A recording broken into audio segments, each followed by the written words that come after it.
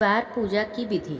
इस दिन शनि की पूजा होती है। काला तिल, काला वस्त्र, लोहा, तेल, उड़द शनि देव को विशेष प्रिय है, इसलिए इसके द्वारा शनि देव का पूजन होता है। शनि दिशा का कष्ट दूर करने के लिए यह व्रत किया जाता है। शनिवार व्रत की कथा। एक समय सूर्य, चंद्रमा, मंगल, बुध, बृहस्पति, शुक्र, शनि, राहु और केतु इन 9 ग्रहों में इस बात को लेकर आपस में झगड़ा हो गया, हम में सबसे बड़ा कौन है। सब अपने आप को बड़ा कहते थे। जब आपस में कोई निश्चय ना हो सका तो सबके सब झगड़ते हुए इंद्र के पास पहुंचे और कहा, आप सब देवताओं के राजा हैं, इसलिए हमारा न्याय करें। यह बताएं, हम सब में बड़ा कौन है। इंद्र यह प्रश्न सुन घबरा गए और कहने लगे, मुझ में सामर्थ्य नहीं है कि किसी को छोटा या बड़ा बतलाऊं। ये मैं मुँह से नहीं कह सकता। एक उपाय हो सकता है। इस समय पृथ्वी पर राजा विक्रमादित्य दूसरों के दुख को दूर करने वाले हैं, इसलिए तुम उनके पास जाओ, वह तुम्हारा दुख दूर करेंगे। ये वचन सुनकर सब ग्रह चलकर भूलोक पे राजा विक्रमादित्य की सभा में उपस्थित हुए और अपना प्रश्न राजा के सामने रखा। राजा उनकी बात सुनकर बड़ी चिंता में पड़ गए और अपने मुख से किसको बड़ा और किसको छोटा बतलाऊं, यह सोच के बोले। राजा को एक उपाय सूझा। बोले, सोना, चांदी, कांसा, पीतल, सीसा, रांग, जस्त, अब्रक, लोहा आदि 9 वस्तुओं के 9 आसन बनवाए और सब आसनों को क्रम से, जैसे सोना सबसे पहले, लोहा उससे पीछे बिछाए गए, ऐसे क्रम से बिछा दिए और सब ग्रहों से कहा, आप अपने अपने आसनों पर बैठ जाइए। जिसका आसन सबसे आगे हो वह सबसे बड़ा और जिसका आसन सबसे पीछे हो वह सबसे छोटा। चूंकि लोहा सबसे पीछे था तो वह शनि देव का आसन था, इसलिए शनिवार ने समझ लिया कि राजा ने मुझको छोटा बना दिया। इस पर शनिदेव क्रोध में आ गए और कहने लगे, राजा तू मेरे पराक्रम को नहीं जानता। सूर्य एक राशि पर 1 महीना, चंद्रमा सिर्फ 2 दिन, मंगल 1.5 महीना, बृहस्पति 13 महीने, बुध और शुक्र 1-1 महीने तथा राहु केतु उल्टे चलते हुए केवल 18 महीने एक राशि पर रहते हैं, परंतु मैं एक राशि पर 30 महीने तक रहता हूँ। बड़े बड़े देवताओं को मैंने दुख दिया है। हे राजन सुनो, मैंने रामचंद्र जी को 7.5 दी तो वनवास हो गया और रावण पर आई 7.5 तो राम और लक्ष्मण ने सेना लेकर लंका पर चढ़ाई कर दी, रावण के कुल का नाश कर दिया। इसलिए हे राजा तू सावधान रहना। राजा कहने लगा, जो कुछ भाग्य में होगा देखा जाएगा।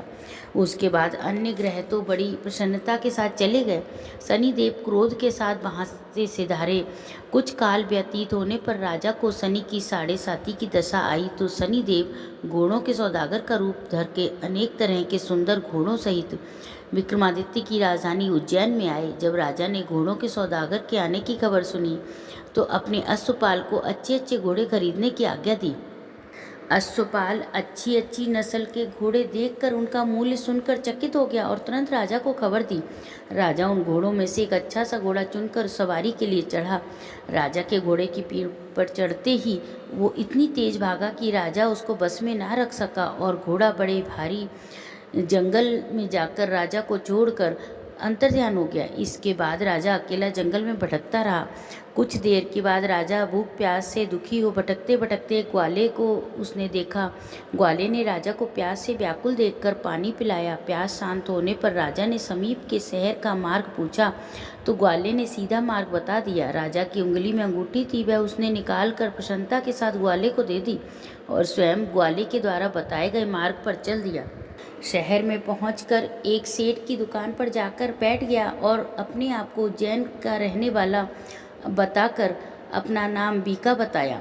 सेठ ने उसको एक कुलीन मनुष्य समझकर जल पिलाया। भाग्यवश उस दिन सेठ की दुकान पर बिक्री बहुत हुई। तब सेठ उसको भाग्यवान समझकर भोजन कराने के लिए अपने साथ घर ले गया। भोजन करते समय राजा ने एक अत्यंत आश्चर्य बात देखी। खूंटी पर एक हार लटक रहा था और यह खूंटी उस हार को निगल रही है। भोजन के पश्चात आवश्यकता पड़ने पर सेठ को घर में हार न मिला तो सबने यह निश्चय किया कि सिवा बीका के और कोई घर में नहीं आया, अतः अवश्य उसी ने हार चुराया है। परंतु बीका ने हार लेने से ना कर दी। इस पर 5-7 आदमी इकट्ठे होकर उसको फौजदार के पास लाए। फौजदार ने उसको राजा के सामने उपस्थित कर दिया और कहा, यह आदमी तो भला प्रतीत होता है, चोर नहीं मालूम होता, परंतु सेठ का कहना है इसके सिवा घर में कोई आया नहीं, अवश्य इसने चोरी की है। तब राजा ने आज्ञा दी, इसके हाथ पैर काट कर चौरंगा किया जाए। राजा की आज्ञा का तुरंत पालन हुआ और बीका के हाथ पैर काट दिए गए। उससे ऐसी दशा उसकी हो गई कि पानी मुख में डाल दिया तो पी लिया, किसी ने रोटी का टुकड़ा डाल दिया तो खा लिया। इस प्रकार कुछ काल व्यतीत होने पर एक तेली उसको अपने घर ले आया, कोलू पर उसको बैठा दिया। बीका उसी पर बैठा हुआ अपनी जबान से बैल हाँकता रहा। जब राजा की गृह समाप्त हो गई तो एक रात वर्षा ऋतु के समय जब मल्हार राग गाने लगा तो उसका गाना सुनकर उस शहर के राजा की कन्या उस राग पर मोहित हो गई और दासी को खबर लेने के लिए भेजा कि शहर में कौन गा रहा है। दासी सारे शहर में फिरती फिरती क्या देखती है, तेली के घर में चौरंगिया राग गा रहा है। दासी ने महल में आकर राजकुमारी को वृतांत सुना दिया। तभी उसी क्षण राजकुमारी ने अपने मन में प्रण कर लिया कि चाहे कुछ भी हो, मुझे इस चौरंगिया के साथ विवाह करना है। प्रातः होते ही जब दासी ने राजकुमारी को जगाना चाहा तो राजकुमारी अनशन व्रत लेकर पड़ रही। तब दासी ने राजमाता के पास जाकर राजकुमारी के ना उठने का वृतांत कहा। रानी ने तुरंत ही वहां आकर राजकुमारी को जगाया और उसके दुख का कारण पूछा तो राजकुमारी ने अपना प्रण रानी को बता दिया। माता ने कहा, पगली ये क्या कह रही है? तुमको किसी देश के बड़े भारी राजा के साथ ब्याहा जाएगा। कन्या कहने लगी, माता जी मैं प्रण नहीं तोड़ूंगी। माँ ने चिंतित होकर ये बात राजा को बताई। राजा ने भी आकर समझाया, मैं अभी देश देशांतर को में भेजकर अपने दूत सुयोग्य रूपवान बड़े से बड़े गुणी राजकुमार के साथ विवाह करूंगा। तुमको ये बात नहीं विचारनी चाहिए। परंतु कन्या ने कहा, पिताजी मुझसे अगर अधिक कहोगे तो मैं प्राण त्याग दूंगी, मैं दूसरा वर नहीं वरूंगी। इतना सुनकर राजा ने क्रोध में आकर कहा, जो तेरे भाग्य में लिखा है वैसा ही हो। राजा ने उसी समय तेली को बुलाया और कहा, तेरे घर में जो चौरंगा है उसके साथ मैं अपनी कन्या का विवाह करना चाहता हूँ। तेली ने कहा, कैसे हो सकता है? आप हमारे राजा और मैं नीच तेली।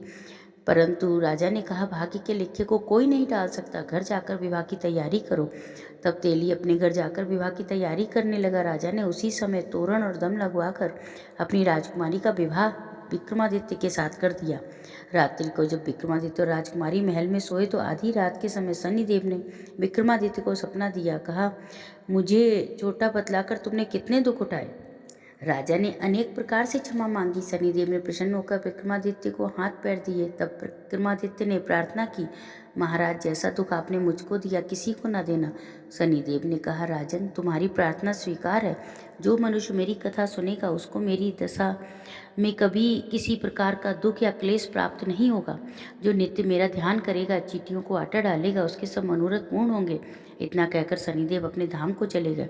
इधर राजकुमारी की जब आंख खुली तो उसने विक्रमादित्य के हाथ पांव देखे तो उसे बहुत आश्चर्य हुआ।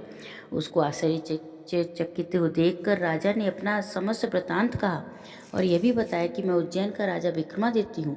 यह बात सुनकर राजकुमारी बहुत प्रसन्न हुई। प्रातःकाल राजकुमारी से उसकी सखियों ने पूछा तो उसने पति का सारा वृतांत कह सुनाया। तब उसने अत्यंत प्रसन्नता प्रकट की और कहा, ईश्वर ने अपनी मनोकामना पूर्ण कर दी है। जब उस सेठ ने यह बात सुनी तो वह उस सेठ के राजा विक्रमादित्य के पास गया और उनके पैरों में गिरकर क्षमा मांगने लगा। आप पर मैंने चोरी का झूठा दोष लगाया, आप जो चाहे दंड दे सकते हैं। राजा विक्रमादित्य ने कहा, मुझ पर शनिदेव का कोप था, इस कारण यह सब दुख मुझको प्राप्त हुआ, इसमें तुम्हारा कोई दोष नहीं है। अब देखो मैं कैसा था और कैसा हो गया। तुम अपने घर जाकर अपना कार्य करो। सेठ कहने लगा, मुझको तभी शांति मिलेगी जब मेरे घर जाकर आप प्रीतिपूर्वक भोजन करेंगे।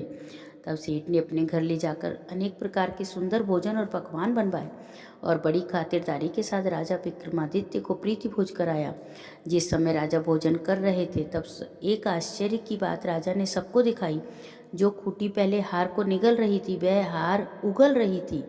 राजा ने उसको सबको खूंटी द्वारा हार को उगलते हुए दिखाया और कहा, उस समय मुझ पर शनिदेव की दशा थी, तब खूंटी ने हार निगल लिया था और अब वह दशा समाप्त हो गई है तो खूंटी हार उगल रही है।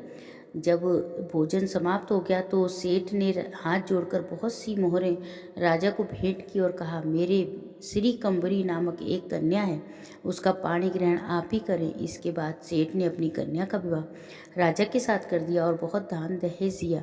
इस प्रकार कुछ दिनों तक वहाँ निवास करने के पश्चात विक्रमादित्य ने शहर के राजा से कहा, अब मेरी उज्जैन जाने की इच्छा है। फिर कुछ दिनों के बाद विदा लेकर राजकुमारी मन भावती सेठ की कन्या श्री कंवरी तथा दोनों जगह से दहेज में प्राप्त अनेक दास दासी रथ और पालकियों से विक्रमादित्य उज्जैन की तरफ चले।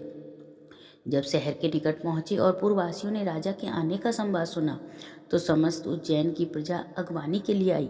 राजा प्रसन्नता से अपने महल में पधारे। सारे शहर में बड़ा भारी उत्सव मनाया गया और रात को दीपमाला जलाई गई। दूसरे दिन राजा ने सारे शहर में सूचना कराई, शनिचर देवता नवग्रहों में सर्वोपरि हैं।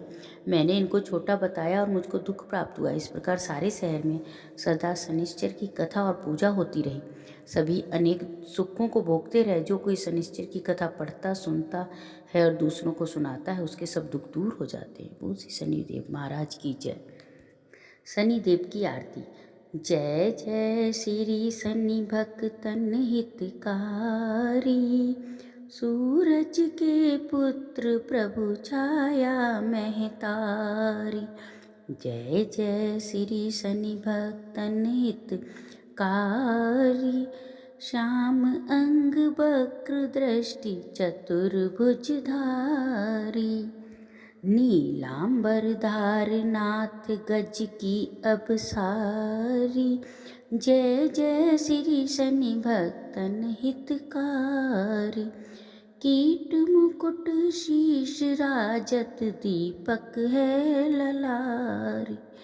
मुक्तन की माल गले सुशोभित बलिहारी। जय जय श्री शनि भक्तन हितकारी, मोहक मिष्ठान पान चढ़त है सुपारी। जय जय जय श्री शनि देव भक्तन हितकारी। लौह तिल तेल उड़द महिषी अति प्यारी। जय जय जय श्री शनि देव भक्तन हितकारी। देव दनुज ऋषि मुनि सुमिर नर नारी। चीतर मल धरत ध्यान शरण है तुम्हारी। जय जय श्री शनि देव भक्तन हितकारी।